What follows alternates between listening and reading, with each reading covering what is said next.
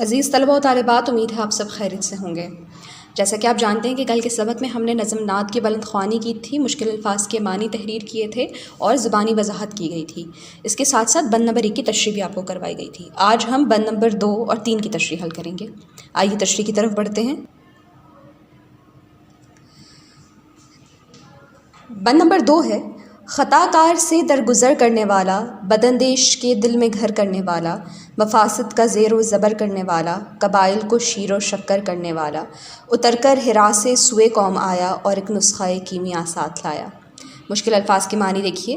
درگزر کرنا، معاف کرنا، مفاسد جھگڑے، زیر و زبر تہ و بالا، بداندیش برا چاہنے والا، شیر و شکر باہمی اتحاد و محبت، سوئے قوم کی طرف۔ آئیے تشریح کی طرف بڑھتے ہیں۔ شاعر نے اس بند میں آپ صلی اللہ علیہ وآلہ وسلم کی صفت عفو، محبت، شفقت اور حسن اخلاق کو بیان کیا ہے۔ شاعر کہتے ہیں کہ آپ صلی اللہ علیہ وآلہ وسلم اتنے رحم دل تھے کہ غلطی کرنے والے کو بھی معاف کر دیتے، مجرم یا گناہ گار کو سزا دینے کی بجائے اپنی شان رحمت سے معاف فرما دیتے۔ آپ صلی اللہ علیہ وآلہ وسلم کی ہستی ایسی تھی کہ آپ صلی اللہ علیہ وآلہ وسلم بد اخلاق کو بھی اپنے حسن اخلاق سے اچھا بنا دیتے تھے۔ آپ صلی اللہ علیہ وآلہ وسلم کے اخلاق کی بلندی کا یہ عالم تھا کہ برا چاہنے والوں کے دل میں بھی جگہ بنا لیتے۔ اس وقت عرب میں ہر طرف کفر و شرک، جنگ و جدل، فتنہ و فساد کا عالم تھا، مگر آپ صلی اللہ علیہ وآلہ وسلم کی ذات اقدس نے لوگوں کو کفر و شرک کے اندھیروں سے نکال کر اسلام کی روشنی سے منور کیا۔ آپ صلی اللہ علیہ وآلہ وسلم نے تمام معاشرتی سماجی برائیوں کو ختم کر دیا۔ آپ صلی اللہ علیہ وآلہ وسلم نے قرآن تعلیمات سے لوگوں کی زندگیوں کو بدل کر رکھ دیا۔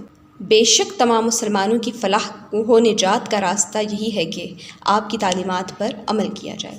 آئیے بند نمبر 3 کی تشریح کی طرف بڑھتے ہیں۔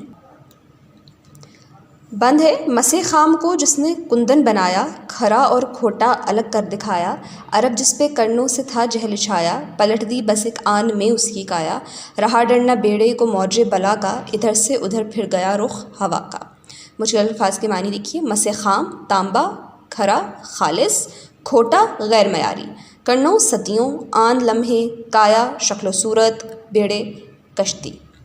نعت کے اس بند میں شاعر نے حضور صلی اللہ علیہ وآلہ وسلم کی بدولت آنے والے تاریخی اسلامی انقلاب کا تذکرہ کیا ہے۔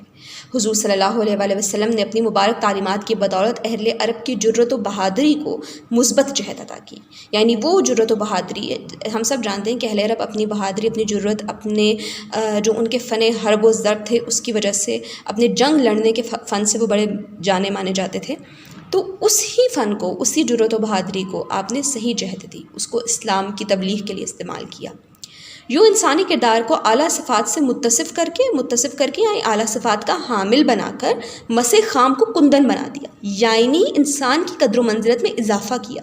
وہ انسان، جیسے کہ کل آپ کو بتایا تھا کہ وہ انسان جو ایک تانبے کی مانند تھا، جس کی کوئی شخصیت وقار منزلت ہی نہیں تھی، جو گمراہی میں ڈوبا ہوا تھا، اس کو خالص سونے کی طرح بنا دیا۔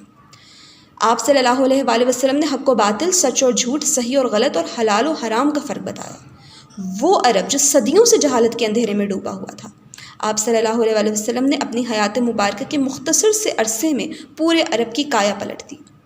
جھوٹ، گناہ اور برائی کی جگہ سچ، نیکی اور ہدایت کو راہ ملی۔ انسان غلامی، محکومی، ناانصافی اور غیر انسانی سلوک سے بے خوف ہو گئے۔ الغرض حضور صلی اللہ علیہ وآلہ وسلم کی تعلیمات کی بدولت پورے خطۂ عرب میں انقلاب رونما ہو گیا۔